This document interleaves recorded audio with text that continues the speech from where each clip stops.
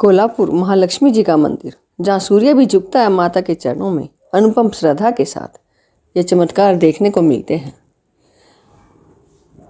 दर्शन दो माँ शक्ति दाता, दर्शन दो माँ अंतर्यामी माँ शक्ति दो, दर्शन दो माँ दर्शन दो। जब माँ का बुलावा आता है तो व्यक्ति दौड़ा चला आता है। भक्त कहते हैं कि माँ का बुलावा आया है और हम दौड़े चले आए। यह सत्य है, यह हमारे साथ भी हुआ। हम भी गए माँ के दर्शन के लिए।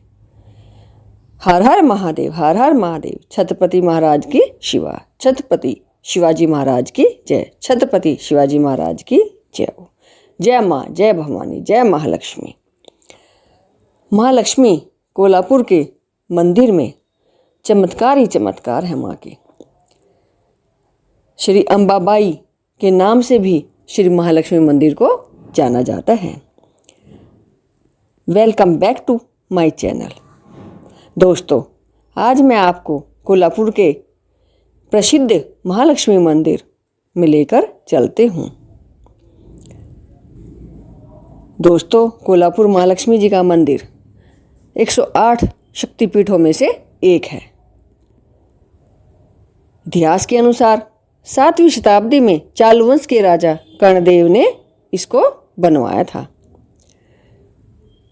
इसमें माता महालक्ष्मी जी की प्रतिमा लगभग 7000 वर्ष पुरानी है। इसके अलावा 3 फीट ऊंची माँ की प्रतिमा काले पत्थर पर बनी हुई स्वयंभू है, अर्थात यह स्वयं बनी हुई है, किसी ने इसका निर्माण नहीं किया है। और आदि गुरु श्री शंकराचार्य जी ने इसको स्थापित किया था। 40 किलो का माँ का स्वर्ण मुकुट है, जो देखते ही बनता है, जिसकी शोभा अतुलनीय है। मंदिर के शिलालेखों के अनुसार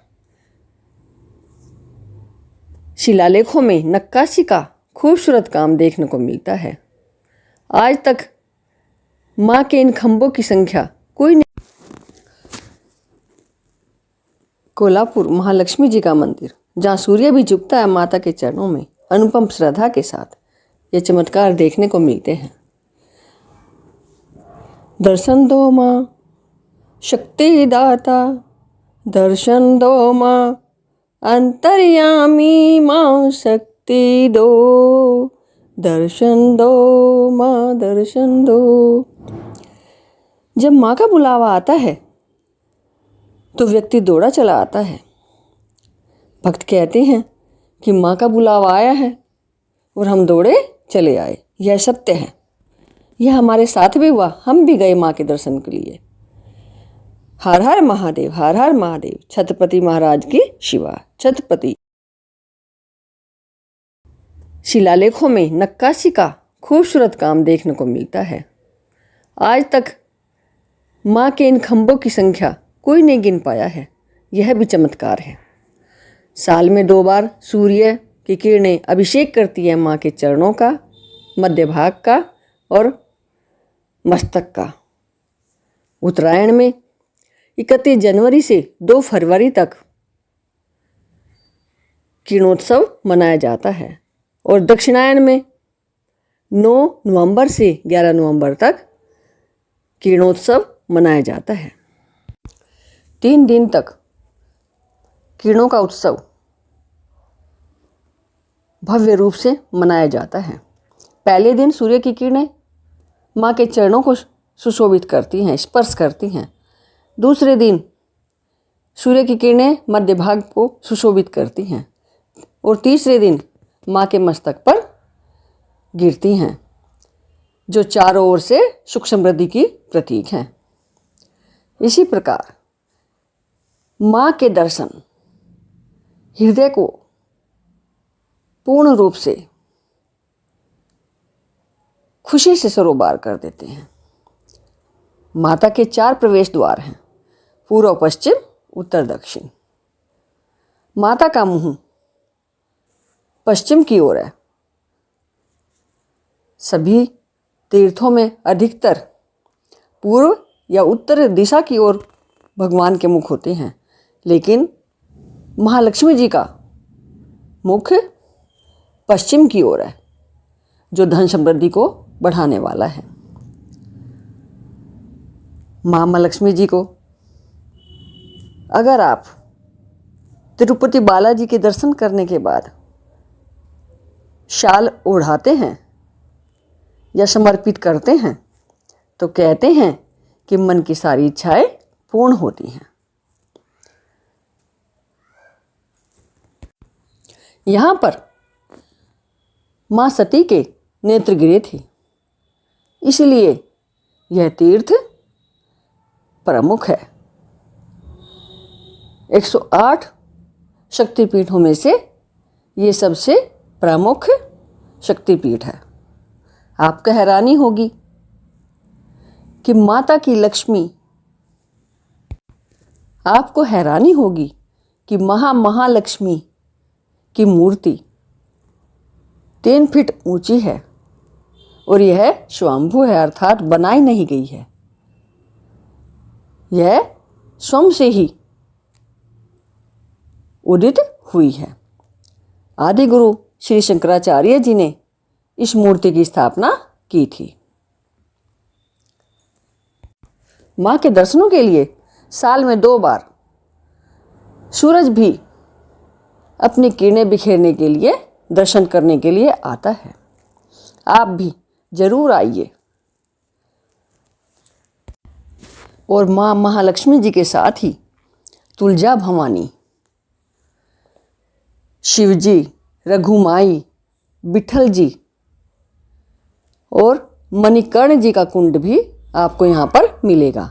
और उसके साथ ही भव्य भगवान श्री शिव जी की मूर्ति भी आपको देखने को मिलेगी।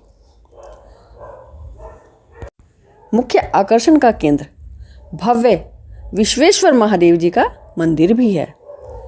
यहाँ पर आपको हैरानी होगी कि महालक्ष्मी की मूर्ति 3 फीट ऊंची है और यह स्वयंभू है, अर्थात बनाई नहीं गई है। यह स्वयं से ही उदित हुई है। आदि गुरु श्री शंकराचार्य जी ने इस मूर्ति की स्थापना की थी। माँ के दर्शनों के लिए साल में 2 बार सूरज भी अपनी किरणें बिखेरने के लिए, दर्शन करने के लिए आता है। आप भी जरूर आइए और माँ महालक्ष्मी जी के साथ ही तुलजा भवानी, शिव जी, रघुमाई, विठल जी और मणिकर्ण जी का कुंड भी आपको यहाँ पर मिलेगा। और उसके साथ ही भव्य भगवान श्री शिव जी की मूर्ति भी आपको देखने को मिलेगी। मुख्य आकर्षण का केंद्र भव्य विश्वेश्वर महादेव जी का मंदिर भी है। यहाँ पर माँ के साथ शेर की प्रतिमा है और अमूल्य प्रतीक चिन्हों के साथ माँ विराजित है। माँ के दर्शनों की लाइन में लगने से पहले दोस्तों, आप माँ के लिए प्रसाद, साड़ी, फूल श्रृंगार आदि का सामान, मालाएं आदि अर्पित करने के लिए ले लेना। वैसे तो अनेकों दुकानें हैं मंदिर के बाहर, लेकिन अनिल जी की दुकान 5 पीढ़ियों से वहाँ पर प्रसाद आदि वितरित कर रही है। बहुत ही अच्छा सामान देती है। हम भी उनसे ही प्रसाद लेने के लिए गए थे। दोस्तों, अब आपके सामने एक प्रश्न होगा कि आप कैसे महालक्ष्मी जी के दर्शन करने के लिए कोल्हापुर जाएं। इसके लिए आप पहले ही बेल आइटम को प्रेस करना ना भूलें। आप बेल आइटम को प्रेस करेंगे तो मेरी आने वाली वीडियो की नोटिफिकेशन आपको मिलती रहेगी। और मेरी वीडियो को आप लाइक भी कीजिएगा। इसके बाद मैं आपको अब बताऊंगी कि आप कैसे वहाँ पर पहुँच सकते हैं। मुंबई से कोल्हापुर की दूरी 375 किलोमीटर है आप मुंबई से वायु मार्ग के द्वारा भी जा सकते हैं, ट्रेन से भी जा सकते हैं और सड़क मार्ग से भी जा सकते हैं, जैसे आपका मन चाहे। अगर आप अपनी गाड़ी से जा रहे हैं तो आप मंदिर के पास कोई गाड़ी पार्क करने का स्थान नहीं है, इसलिए आप अपनी गाड़ी पार्क बाहर ही कीजिए, क्योंकि वहाँ पर गलियाँ छोटी हैं। इसके साथ ही अगर आप गोवा से जा रहे हैं, गोवा एयरपोर्ट के बाहर से कार टैक्सी अवेलेबल हो जाती हैं। 240 किलोमीटर की दूरी गोवा एयरपोर्ट से कोल्हापुर की है। अगर आप रेल मार्ग से जा रहे हैं तो कोल्हापुर अधिकतर सभी रेल मार्गों से अच्छी तरह जुड़ा हुआ है। कोल्हापुर रेलवे स्टेशन से मंदिर की दूरी सिर्फ 3 किलोमीटर है और रेलवे स्टेशन से आप टैक्सी, बस और ऑटो भी ले सकते हैं। आपको वहाँ जाने के लिए सुविधा उपलब्ध हो जाएगी। अब आप कहेंगे कितने दिन रुकना है, कब का टूर बनाएं, खाने पीने के लिए क्या है, रुकने के लिए कौन सा स्थान अच्छा रहेगा, अब जाने के लिए भी कौन सा बेस्ट समय रहेगा। अब मैं आपको बताती हूँ कि आप वहाँ पर श्री महालक्ष्मी अन्न क्षेत्र में निःशुल्क भोजन प्रसाद प्राप्त कर सकते हैं। यह 1962 में खोला गया था। आप 2 दिन या 3 दिन का ट्रिप प्लान कर सकते हैं। इसके साथ ही सबसे अच्छा समय है अक्टूबर से फरवरी के बीच का, क्योंकि वहाँ पर दिन में दोपहर को गर्मी होती है, सुबह शाम ठंड होती है।